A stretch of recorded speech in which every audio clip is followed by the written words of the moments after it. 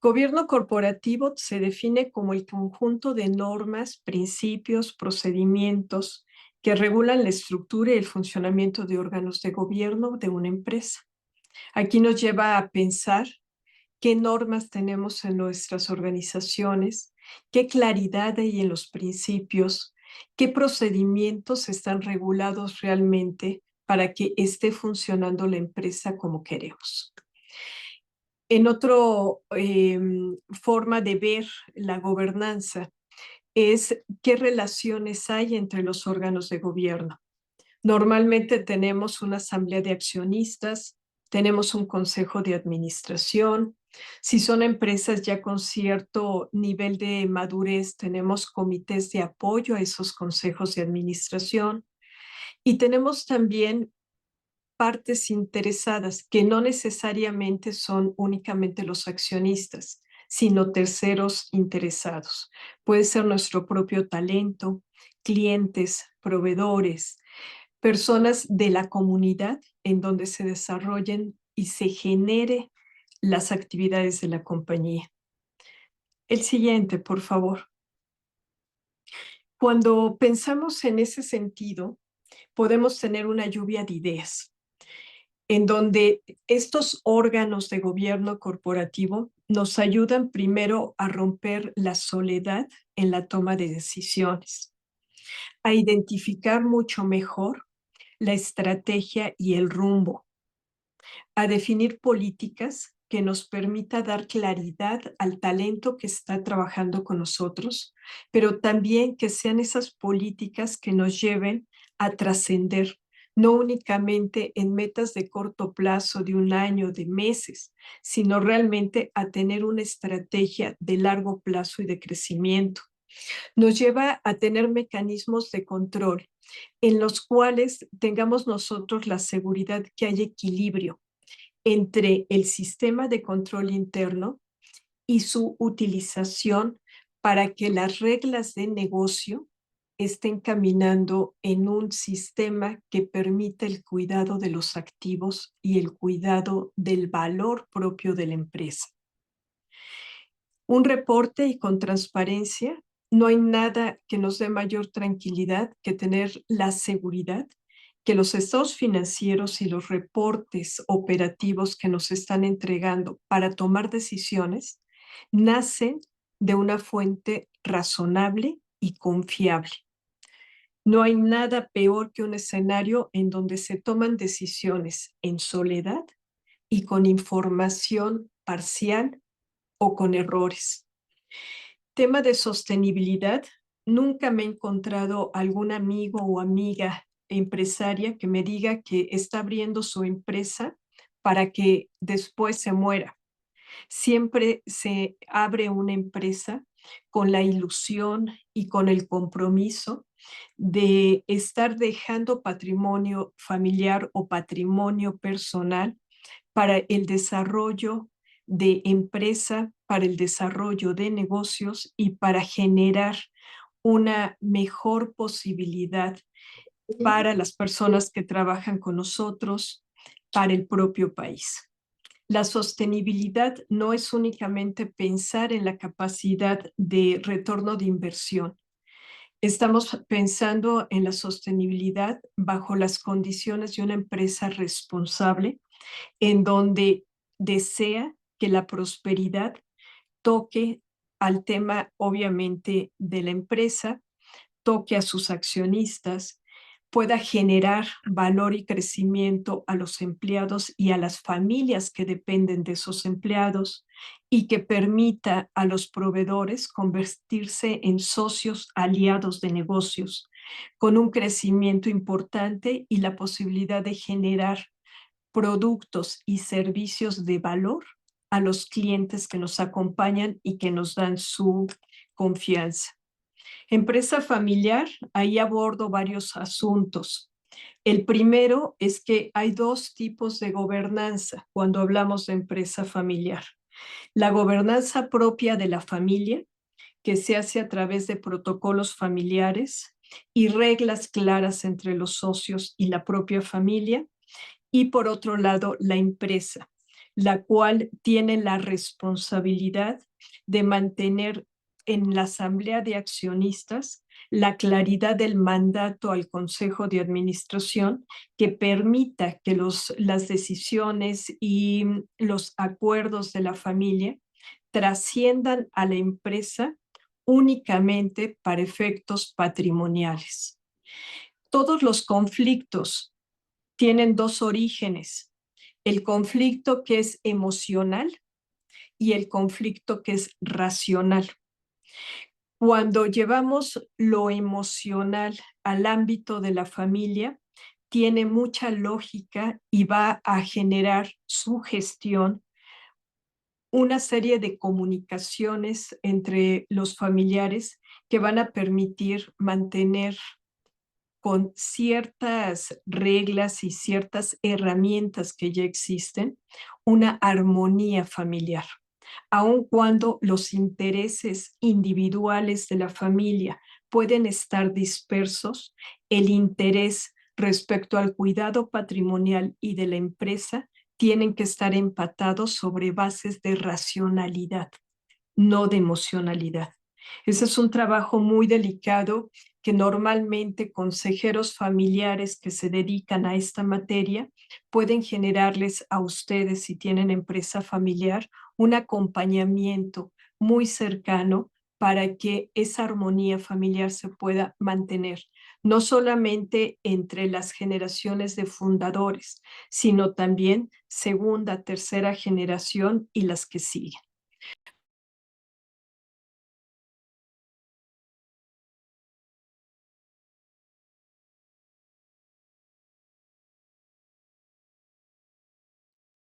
Tiene cerrado el sonido, no se escucha.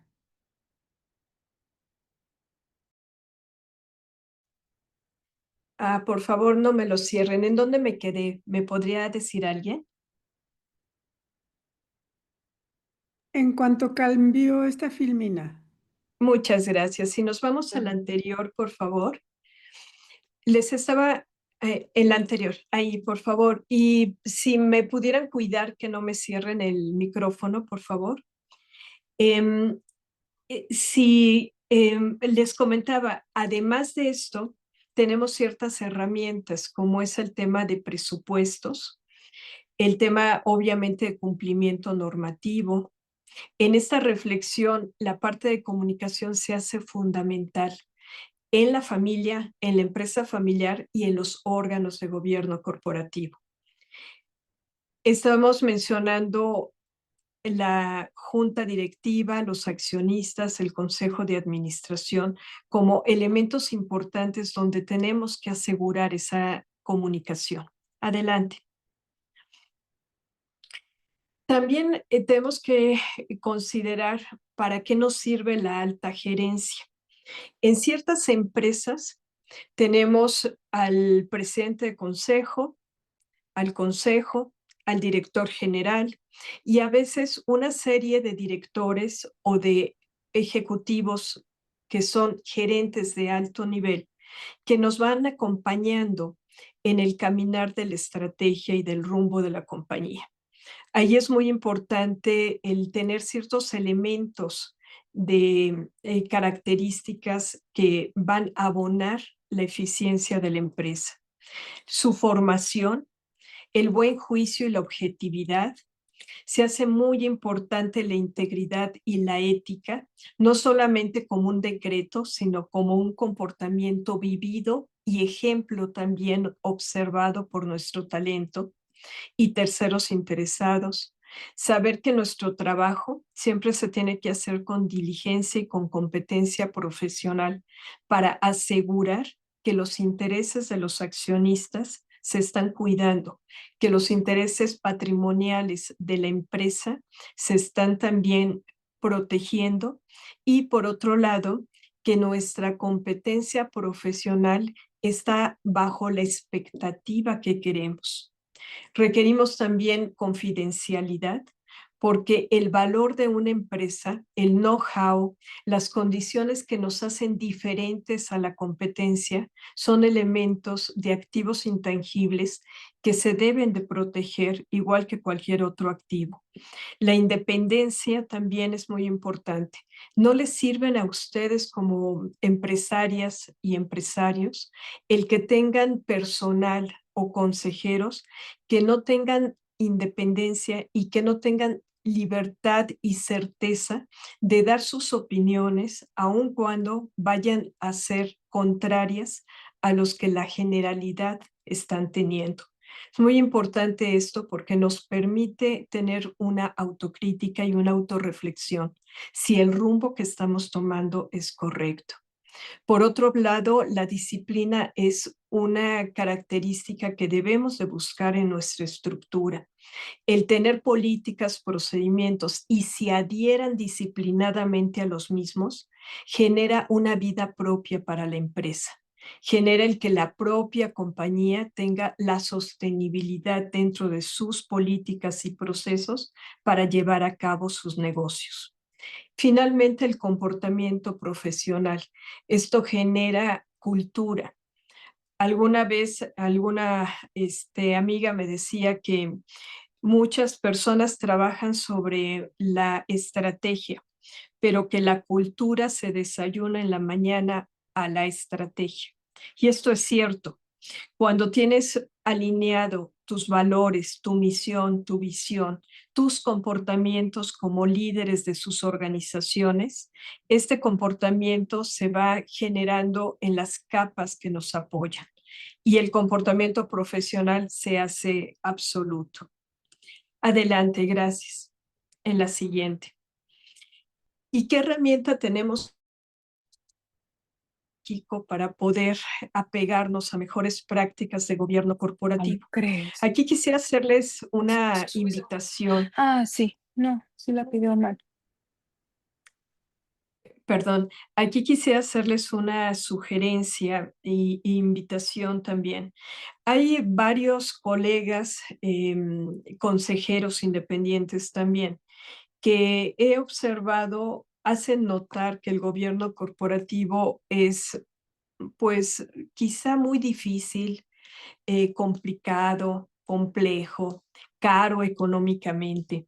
Yo les puedo decir que en mi experiencia no dista de la realidad el pensar esto. Sin embargo, cuando ya se comienza a hacer las actividades relacionadas con mejores prácticas en un traje a la medida tu organización, considerando los recursos que tienes y considerando los beneficios que quieres obtener de ese gobierno corporativo, la herramienta no solo se paga sola, sino nos da creces sobre lo que estamos nosotros invirtiendo en tiempo y también en recursos.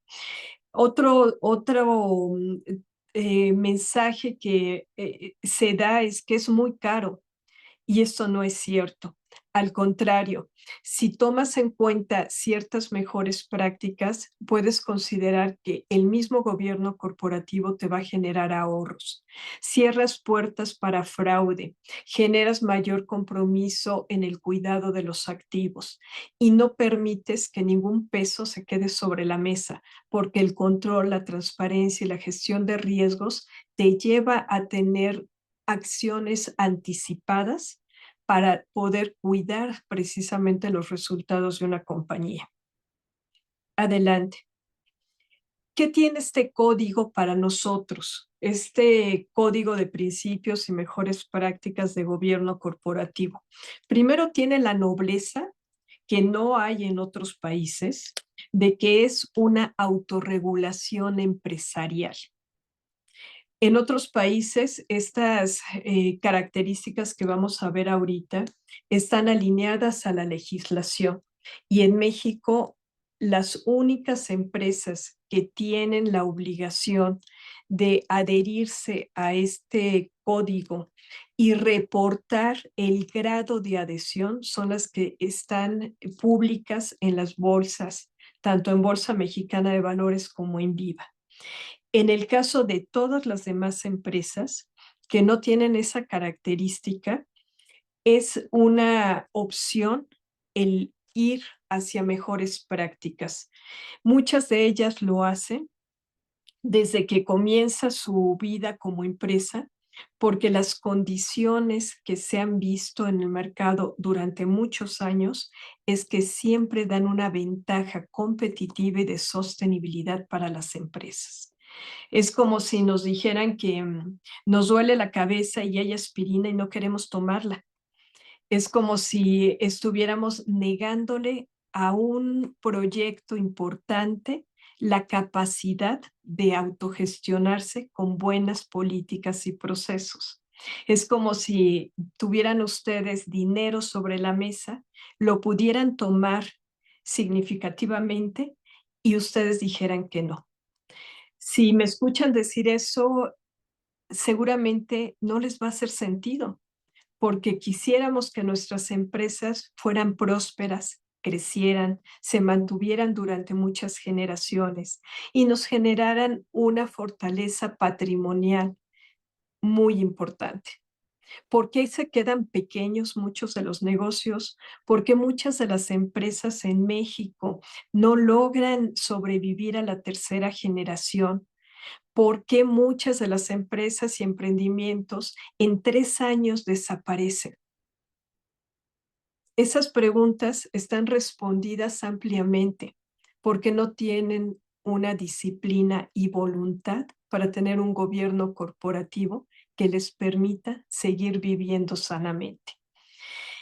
Con una condición humanística, con una condición de querer ayudar a nuestros empresarios en México, de ser el organismo empresarial que autogestiona su gobierno corporativo y la integridad empresarial, es como se desarrolló este código con el liderazgo de Bernardo Rivadeneira, quien es presidente de la Comisión de Gobierno Corporativo del Consejo Coordinador Empresarial. Él durante varios meses nos lideró a un grupo de colaboradores en esta comisión para el desarrollo de este documento.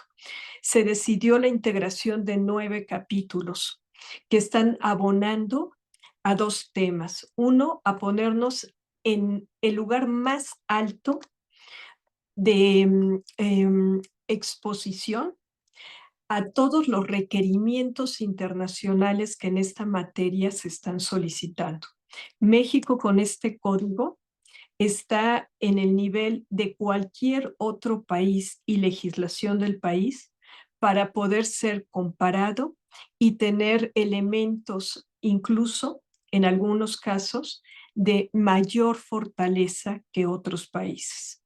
Estamos apegados a la OCDE y sus principios y estamos también incluyendo temas que están dando respuesta a las realidades actuales que se viven en las empresas. Primero hablamos de un capítulo general donde se mencionan los principios de gobierno corporativo. Después tenemos la mención de la importancia de la asamblea de socios y accionistas. Un capítulo 3 que habla específicamente de las actividades del Consejo de Administración y sus características. Un capítulo 4 que habla ya de funciones genéricas, siendo la primera función genérica la de auditoría, después la de evaluación y compensación, finanzas y planeación, riesgos y cumplimiento, el tema de sostenibilidad para las empresas y finalmente un capítulo 9 de empresas familiares, que por la importancia en el número de empresas familiares que hay en México, nos pareció que era absolutamente indispensable dar una orientación en este sentido. Vamos a la siguiente. Los principios nos permiten en gobierno corporativo tener claridad sobre hacia dónde estamos nosotros utilizando una herramienta que, como les dije, es de una Pues de un objetivo general, por un lado, que de acuerdo a las mejores prácticas se puede ir adoptando paulatinamente, de acuerdo a los recursos y la madurez de la empresa, pero también por otro lado, el considerar que estos principios de gobierno corporativo se están compartiendo para que el ambiente de negocios esté de manera mucho más transparente, de manera mucho más proactiva, con la capacidad de generar principios que comparten las empresas con su ambiente de negocios. Si un proveedor comparte estos principios con ustedes, ese proveedor, como les decía anteriormente, seguramente se va a convertir en un socio de negocios y a largo plazo les va a generar un gran valor. Por otro lado, en cuanto a los principios, el primero es rumbo estratégico. Es importante tener una visión hacia dónde vamos. Si no somos un barquito que nos lleva el aire para diferentes lugares. Un rumbo estratégico en una empresa nos permite tener esa visión estratégica a corto, mediano y largo plazo, con lineamientos generales que nos permita la conducción del negocio, asegurando un marco que sea eficaz de gobierno. Por otro lado, tenemos generación de valor. Ninguna empresa se establece, como les decía, para morir. Una empresa se establece para dar una generación de valor y no solamente económico, sino también de carácter social y ambiental. La integridad y ética, sobra comentarlo sobre la importancia que tiene la integridad en los negocios, la ética propia, la ética personal, como nos vamos nosotros dirigiendo como líderes de estas organizaciones. Es importante tener un código de ética, es importante tener con claridad los comportamientos no aceptados en una empresa y cuando se presenten, tener justamente el correcto tratamiento de estas circunstancias. No podemos pedir tampoco conductas de las cuales nosotros como líderes no somos ejemplo. Se debe de respetar los derechos humanos. En un ámbito de negocios no hay cabida para no respeto de derechos humanos. Se tiene que evitar en todo sentido cualquier tipo de discriminación. Y estando en una asociación de mujeres, creo que esta sensibilidad la tenemos todas por el tipo de cultura, por el tipo de sociedad, por el tipo de retos que todas hemos tenido que enfrentar. Objetivos de los órganos de administración, muy claro, qué le toca a la asamblea de accionistas, qué le toca al consejo, a sus comités y cómo apoyamos para que la dirección sea absolutamente exitosa en la estrategia que le estamos marcando. Tener honestidad y responsabilidad en la conducción de los negocios se hace muy relevante. En todos los mecanismos de vigilancia, para que puedan realmente ser mecanismos de generación de valor para la empresa. Como les decía, no un costo, sino una inversión para que la empresa pueda estar desarrollando sus actividades de mejor manera. Tener un cumplimiento legal y convencional. Convencional es cuando tenemos una autorregulación en la empresa. Es muy importante que la disciplina nos lleve a ese cumplimiento. Tener trato equitativo. Esto significa el respeto a los intereses de todos los socios y los accionistas.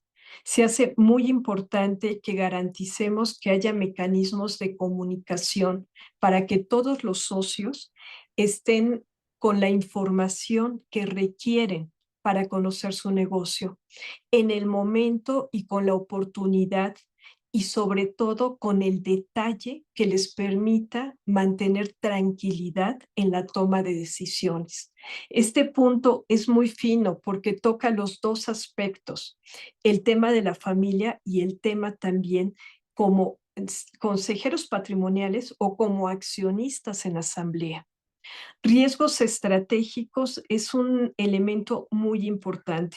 Si algo hay hoy en nuestros entornos, son entornos cambiantes, retadores, que nos permiten observar los riesgos, no solamente cuando se materializan, sino cuando se están acercando.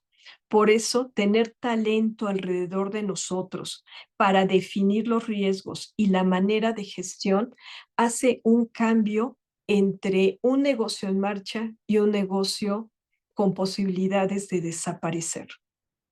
Un negocio que no está observando oportunamente sus riesgos estratégicos, a menos de que tenga verdaderamente mucha suerte, es una señal seguramente de muerte o de pérdida.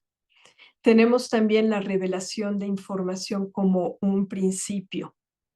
No podemos nosotros mantener una revelación de información que no nos permita entender la marcha de la sociedad y que no nos permita la interacción sana y saludable entre los órganos de gobierno. Adelante, por favor. Dicho esto, nos regresamos a lo que somos dentro de la empresa.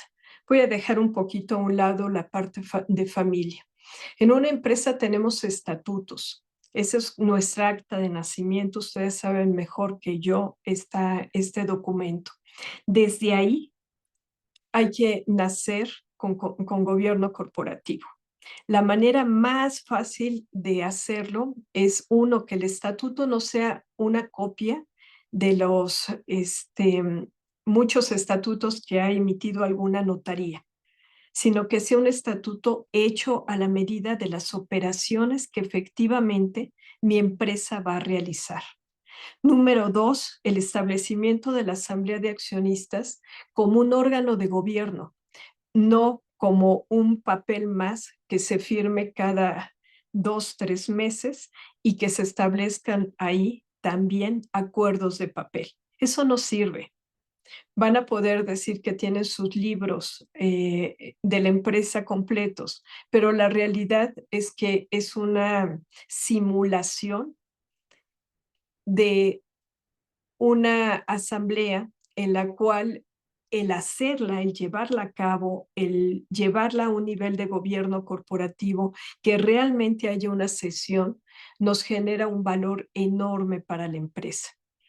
Discusiones, autorreflexiones, críticas, compartimiento de información, una serie de elementos de valor que le permite a la Asamblea de Accionistas dar el mandato al Consejo de Administración sobre su gestión. Por otro lado, tener un Consejo de Administración nos quita lo que les comentaba yo, esa soledad de toma de decisiones, nos permite escuchar otras opiniones, acercarnos de consejeros que tienen experiencias mucho más largas a lo mejor que nosotros o simplemente diferentes, lo cual nos genera un valor porque vemos cada decisión desde diferentes perspectivas. Nos pueden traer experiencias de otras industrias. Comités de apoyo, normalmente hay comités de apoyo como los que mencionaba, de auditoría, de prácticas societarias.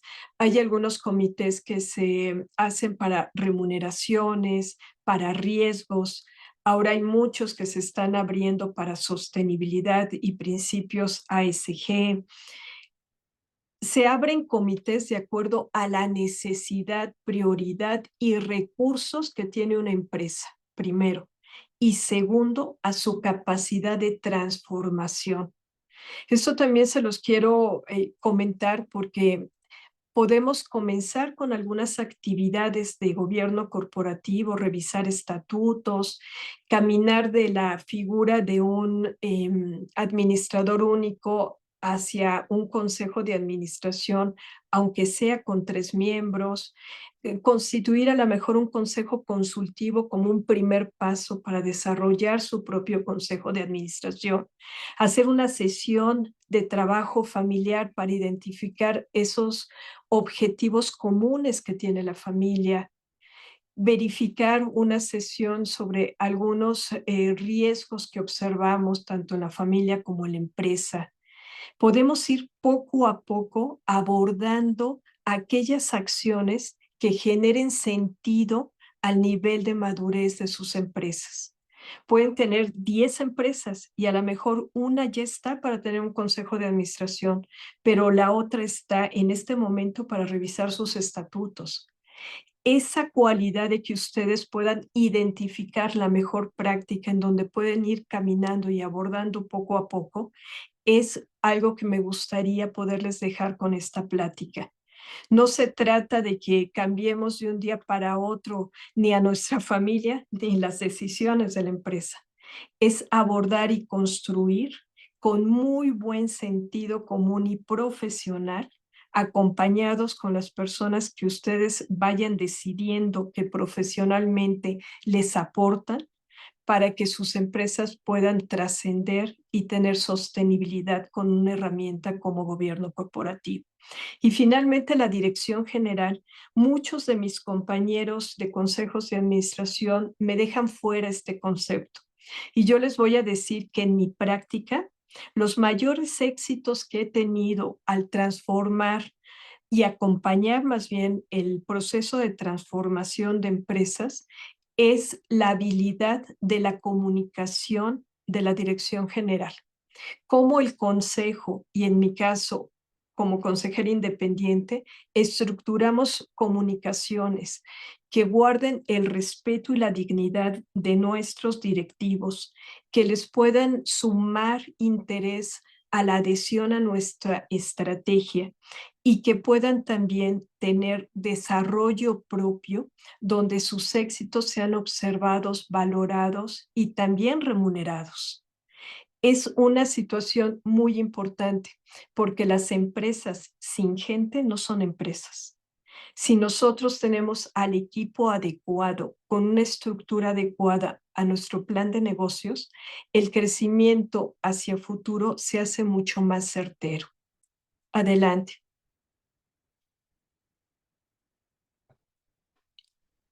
El estatuto, como les comentaba, como documento legal, es relevante para nosotros. Si seguimos, por favor. Va a ser muy importante que nosotros sepamos que existimos y nos respetamos. Eso es lo que nos va a decir directamente el estatuto, la estructura de administración y las responsabilidades que se establecen legalmente a partir de que estamos constituidas. Esta ha sido otra pregunta de algunos empresarios donde me dicen, quiero quedarme como persona física con actividades empresariales, no quiero entrar a un tema de sociedad. Y siempre les pregunto, ¿tú crees que una empresa tendría el mismo respeto? Vamos a pensar en Bimbo.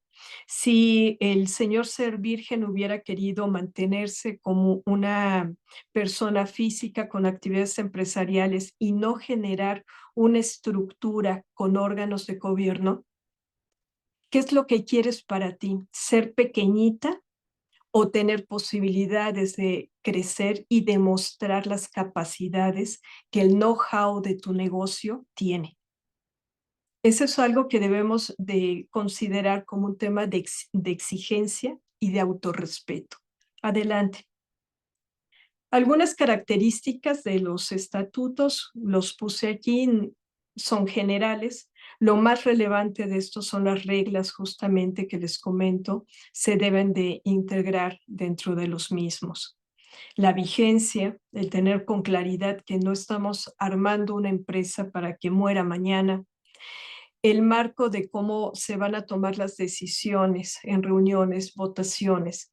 Recuerden ustedes que como empresarias tienen dos tipos de derechos. El derecho corporativo, que es el asiento dentro del consejo de administración, y el derecho económico o patrimonial, que son los dividendos y normalmente la expectativa del retorno de inversión. Adelante. Considerando esto, en el consejo de administración estamos marcando lo que sería el rumbo estratégico, la generación de valor. Tenemos obviamente el conocimiento de estar bajo un trato equitativo para todos los socios y accionistas, tener muy claro cuáles son los roles que cada uno va a estar dando como seguimiento, tener objetivos en cada uno de los órganos, trabajar con honestidad, tener cumplimiento legal, ser también generadores de valor. Adelante. En la asamblea de accionistas, pues constituye obviamente el órgano más importante de la empresa, nos genera el que estén desarrollando sus reuniones, transparencia, eficacia. Desde ahí se cuidan los intereses de todos los socios, se define quién va a formar parte del consejo de administración y se toman los rumbos generales hacia donde puede haber una serie de decisiones relevantes para la empresa. Adelante. Nosotros debemos de considerar que la gobernanza nos genera una garantía de debida diligencia con la conducta empresarial responsable. Adelante. Hay un código también que quisiera mencionar muy rápidamente, que se refiere a la integridad empresarial. Es un código que también emite directamente el Consejo Coordinador Empresarial. En febrero se emitió la versión 2025 y también les invito para que tengan ustedes una lectura sobre ella. Seguramente ya muchos de los elementos los han observado en sus empresas, pero puede generarles algunas otras inquietudes y cambios que seguramente van a ser positivos para ustedes. En el mismo código hay una serie que les quise poner aquí unos ejemplos de lo que serían mejores prácticas, tanto para la asamblea de accionistas como para el consejo de administración. En total son 81 prácticas que están abordando esos 9 capítulos que les mencioné y que pudieran ustedes con el equipo que definan ir haciendo un análisis para verificar cuáles de ellas están cercanas a ustedes. Con esto yo cerraría la plática para poder dejar unos minutos de conversación y de preguntas con ustedes. Me gustaría, si es posible, Lisa, abrir los micrófonos a quien quisiera tener alguna pregunta, alguna interacción de la información que les estoy presentando. La presentación ya la tiene Lisa con la autorización de poderla circular con ustedes. Asimismo, la semblanza que amablemente nos hizo favor de leerla. Adelante. Si alguna de ustedes tuviera alguna pregunta o alguna consulta, con mucho gusto.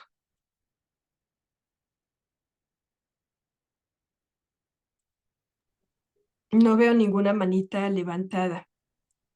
No, yo tampoco. Damos inicio. ¿Alguien que tenga alguna duda? Pregunta que quiera hacerle.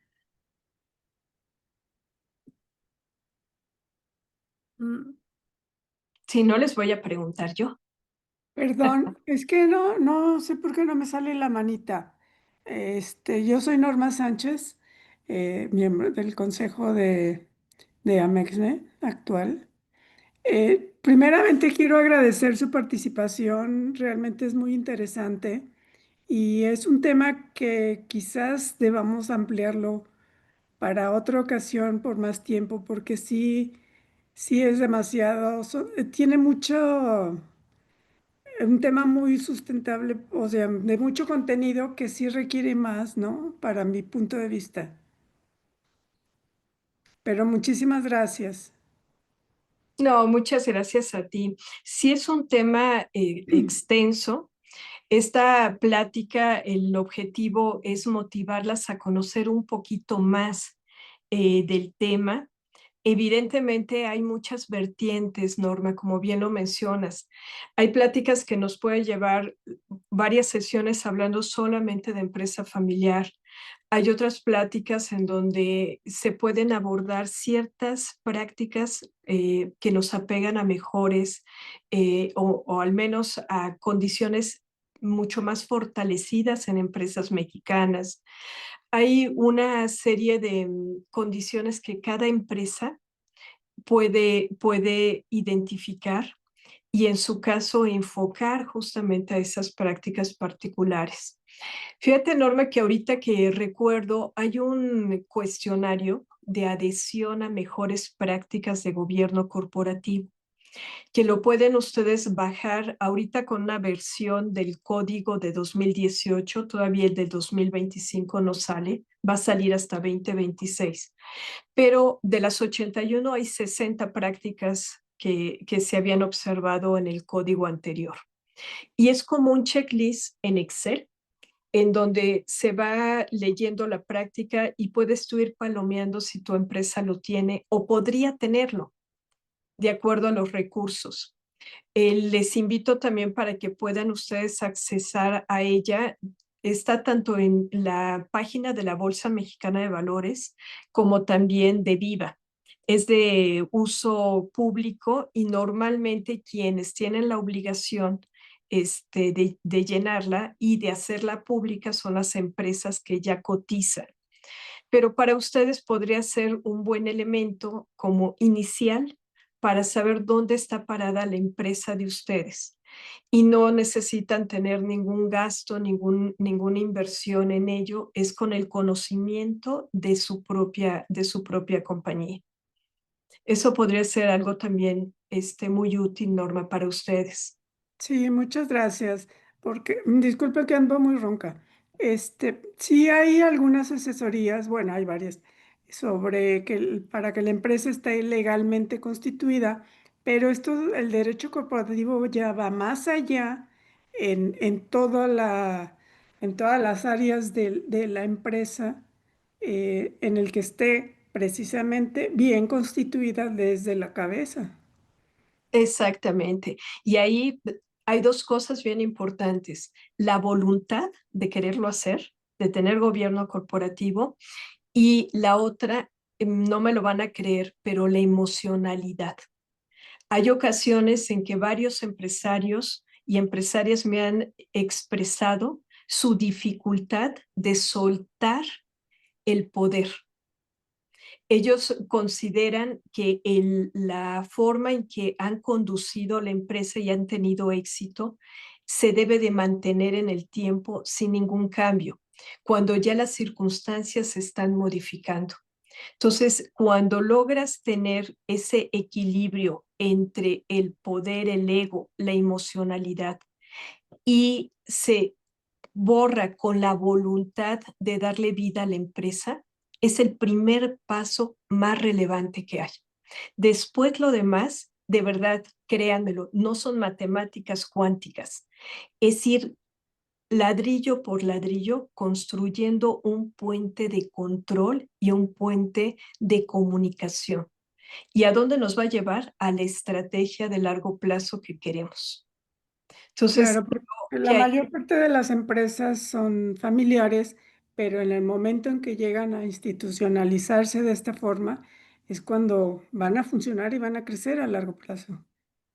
Sí, y les tienen que dar también seguridad a los accionistas, a la familia, respecto a la efectividad.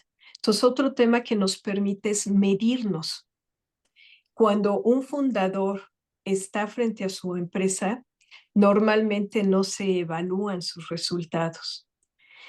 Es hasta la segunda o tercera generación donde ya esta parte de control interno nos lleva a evaluar la efectividad de las personas y del cumplimiento de responsabilidades. Y eso hace un cambio completamente en la cultura, porque ya no le va a interesar a la familia estar en la empresa, le va a interesar tener a los mejores en la empresa, trabajando con ellos, evitando que la competencia les gane su mercado. Ya sus Claro. intereses y su visión es mucho más amplia.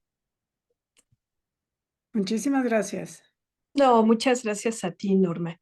No sé si haya alguna Norma, otra pregunta. Sí, Elisa. hicieron por el chat 2 preguntas. Blanca dice que muchas gracias, excelente tema y excelente claridad, que si nos podría dar un par de consejos para llevar a cabo de la teoría a la ejecución. Con mucho gusto. Les voy a decir cuáles son los primeros. Obviamente cada una de sus empresas está en una condición diferente, pero les voy a decir cuáles son los primeros éxitos que yo encuentro cuando llego a una organización así. Primero, lo primero es que indago justamente el tema de la voluntad. Cuando llegas a una empresa y entonces estás tú considerando esa voluntad. Permítanme, es que me apareció un cuadrito raro en mi computadora.